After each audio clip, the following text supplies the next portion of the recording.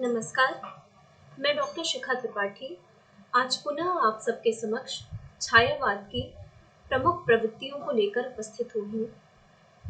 पिछले व्याख्यान में हमने छायावाद की भावगत प्रवृत्तियाँ और भावगत विशेषताओं के विषय में चर्चा की थी।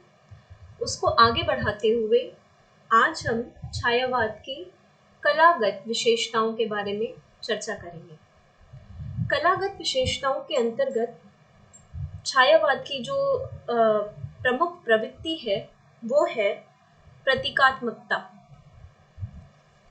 छायावाद में अंतर्मुखी प्रवृत्ति की प्रमुखता के कारण बाह्य स्थूलता का चित्रण न होकर सूक्ष्मता का चित्रण हुआ है, अर्थात आंतरिकता और सूक्ष्मता पर छायावादी कवियों ने अत्यधिक ध्यान दिया है।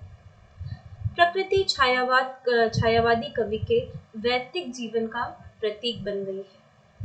अत्यंत प्रकृति के साथ छायावादी कवियों का अत्यंत आंतरिक संबंध रहा है, चाहे वो सुमित्रा नंदन पंत रहे हों, चाहे महादेवी वर्मा हो, जयशंकर प्रसाद हो, निराला हो। इन सभी प्रमुख कवियों ने, छायावादी स्तंभों ने अपनी कविताओं में प्रकृति को प्रतीक के रूप में इस्तेमाल किया है या प्रकृति का प्रतीक के रूप में चित्रण करके अपनी मनोभावनाओं को अभिव्यक्त करने का प्रयास किया है। उदाहरण के रूप में जब फूल का सुख के अर्थ में प्रयोग करते हैं, शूल दुख के अर्थ में प्रयुक्त होते हुए छायावादी कविताओं में देखे जा सकते हैं। जब जयशंकर प्रसाद यह लिखते हैं कि झंझा झकोर गर्जन है, इसमें झंझा जो है वो क्षोभ का प्रतीक है, अर्थात दुख का प्रतीक है, और गर्जन जो है वो वेदना की तड़प है। इसी प्रकार महादेवी वर्मा की वेदनानुभूति अधिकतर प्रतीकों के माध्यम से ही व्यक्त हुई है। नए प्रतीकों को चुनने के लिए छायावादी कवियों ने बुद्धि पक्ष का सहारा लिया है, अर्थात अपने बौद्धिक पक्ष को ज्यादा बल दिया है, बौद्धिक पक्ष पे ज्यादा बल दिया है नए नए प्रतीकों का उद्घाटन करने के लिए। इस काव्य की अगली जो विशेषता है वो है चित्रात्मक भाषा एवं लाक्षणिक पदावली। छायावादी कवियों ने परंपरा प्राप्त उपमानों से संतुष्ट न होकर नवीन उपमानों की उद्भावना की। जैसा कि अभी मैंने आपसे चर्चा की कि उन्होंने अपने बौद्धिक पक्ष को और ज्यादा प्रबल बना करके नए नए उपमानों को गढ़ने का पूर्ण प्रयास किया। छायावादी कवि चित्रात्मक भाषा की कला में परम विदग्ध हैं। पंत ने पल्लव की भूमिका में लिखा है, कविता के लिए चित्र भाषा की आवश्यकता पड़ती है।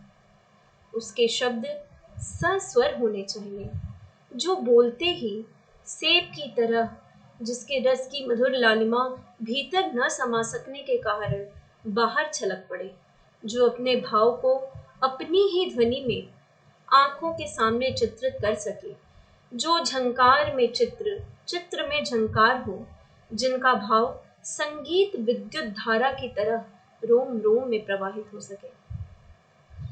निष्ठुर परिवर्तन नामक कविता में पंत ने कुछ इसी प्रकार के भावों को उद्घाटित किया है। उसे इन पंक्तियों के माध्यम से समझा जा सकता है। अरे निष्ठुर परिवर्तन तुम्हारा ही तांडव नर्तन, विश्व का करुण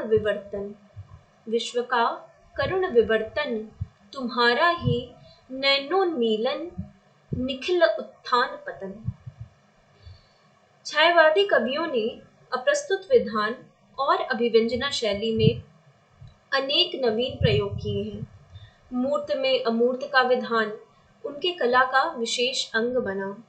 निराला ने जब विधवा का चित्रण किया तो उसको चित्रित करते हुए निराला लिखते हैं कि वह इष्ट देव के मंदिर की पूजा सी, अर्थात वह हर मूर्त में अमूर्त का विधान और अमूर्त में मूर्त का विधान करते हुए प्रत्येक छायावादी कवि की कविता हमें मिल जाएगी।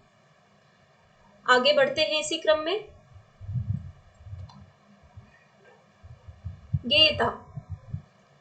गेयता छायावादी काव्य की बहुत ही महत्वपूर्ण विशेषता है। छायावादी आत्माभिव्यंजक कविता सहज ही गीत प्रधान हो गई। ये गीत पुराने गीतों से इस बात में भिन्न है कि इनमें संगीतात्मकता स्वयं सिद्ध है, चाहे वह संगीत शास्त्रानुकूल हो अथवा नहीं। इनके सभी पद गेय हैं, एक स्वच्छंद शैली पर रचित हैं। छायावाद का काव्य छंद और संगीत दोनों दृष्टियों से उच्च कोटि का है। इसमें प्राचीन छंदों के साथ साथ नवीन छंदों का भी निर्माण किया गया है। छायावादी कवि प्रणय, यौवन और सौंदर्य का कवि है। गीति शैली उनके गृहीत विषय के लिए उपयुक्त थी।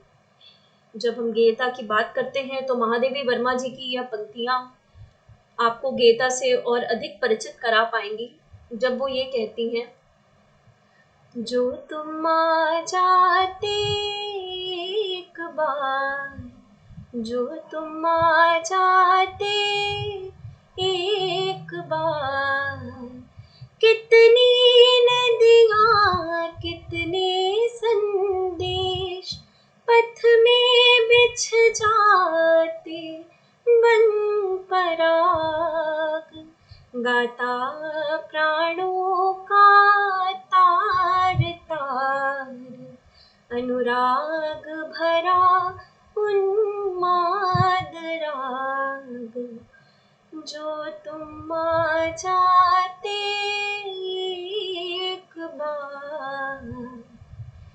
ठीक इसी प्रकार छायावादी कवियों की कविताएं बहुत ही सुंदर, सरल और मधुर भावों को अपने में समाहित किए हुए गीतों के रूप में गेयता के भाव को अपने में समेटे हुए हम सबके सामने आती है। अगली जो प्रवृत्ति है वो है अलंकार विधान। अलंकार योजना की दृष्टि से छायावादी काव्य में जो लाक्षणिक वक्रता मिलती है वह उत्कृष्ट कोटि की है। इस संदर्भ में आचार्य रामचंद्र शुक्ल ने लिखा है, आभ्यंतर प्रभाव साम्य के आधार पर लाक्षणिक और व्यंजनात्मक पद्धति का प्रचुर विकास छायावाद की काव्य शैली की असली विशेषता है। शुक्ल जी के इस संदर्भ के साथ ही आगे बढ़ते हुए जब हम देखते हैं कि उनके काव्य में, छायावादी कवियों के काव्य में हमें उपमा, रूपक, उत्प्रेक्षा, उल्लेख, संदेह, विरोधाभास, रूपकातिशयोक्ति, व्यतिरेक आदि अलंकारों के अतिरिक्त मानवीकरण तथा विशेषण विपर्य का भी बहुतायत प्रयोग देखने को मिलता है।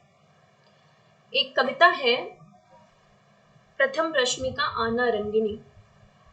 इस कविता में कवि कहते हैं कि प्रथम रश्मि का आना रंगिनी, तूने कैसे पहचाना, कहाँ कहाँ है बाल विहंगिनी, पाया तूने यह गाना।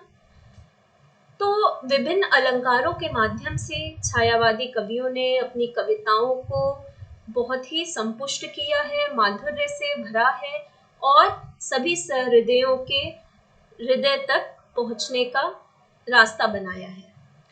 अतः इस प्रकार भाव और भाषा दोनों क्षेत्रों में छायावादी काव्य का अपना अप्रतिम स्थान है। इस संदर्भ में डॉक्टर नगेंद्र कहते हैं कि इस कविता का गौरव अक्षय है, उसकी समृद्धि की समता केवल भक्ति काव्य ही कर सकता है। व्यक्तित्व की इस स्वाधीनता, नैतिक आदर्श, राष्ट्रीय चेतना आदि प्रवाह के द्वारा छायावाद ने हिंदी साहित्य के उत्थान में एक ऐतिहासिक कार्य किया है, एक इतिहास को गढ़ा है। डॉक्टर विश्वनाथ प्रसाद के इस वाक्य के साथ मैं अपनी बात को खत्म करती हूँ कि छायावादी कविता की आत्मीयता, प्रकृति प्रेम, सौंदर्य भावना, संवेदनशीलता, अथक जिज्ञासा, जीवन की लालसा, उच्चतर जीवन की आकांक्षा और इन सब के लिए अनवरत संघर्ष करने की प्रेरणा छायावादी कविता का स्थायी संदेश है, जिसकी प्रेरणा से प्रगतिवाद, प्रयोगवाद आदि विधाओं का सृजन हुआ तथा भविष्य में होता रहेगा। आशा करती हूँ छायावादी काव्य की प्रमुख प्रवृत्तियाँ, प्रमुख विशेषताएं आप सबको समझ आई होंगी। छायावाद पे अन्य छायावाद के अन्य विषयों पर चर्चा करने के लिए मैं फिर से आप सबके साथ उपस्थित होंगी। तब तक के लिए धन्यवाद।